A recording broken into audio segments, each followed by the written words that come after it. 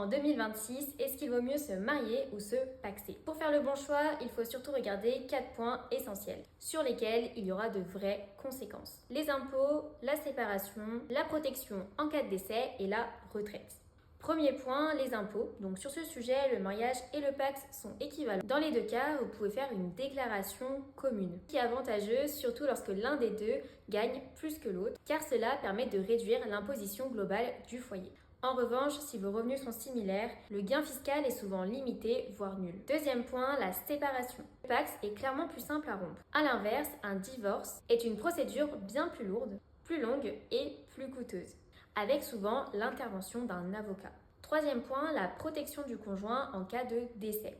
Dans le cadre du mariage, le conjoint survivant est automatiquement protégé. Il hérite et bénéficie d'une exonération totale sur les droits de succession. Alors qu'avec le pax, le conjoint survivant n'hérite de rien du tout, par défaut. En revanche, si un testament a été mis en place et que le partenaire de pax est nommé bénéficiaire, il peut hériter et bénéficier lui aussi d'une exonération des droits de succession.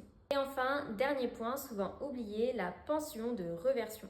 En cas de mariage, le conjoint survivant peut percevoir une partie de la retraite du conjoint décédé, sous condition de revenu. En cas de pax, il n'existe aucun droit à la pension de reversion. Résumé, fiscalement, le mariage et le pax se valent. Le pax offre plus de souplesse, tandis que le mariage apporte une vraie protection sur du long terme. Et si tu souhaites plus de conseils, abonne-toi.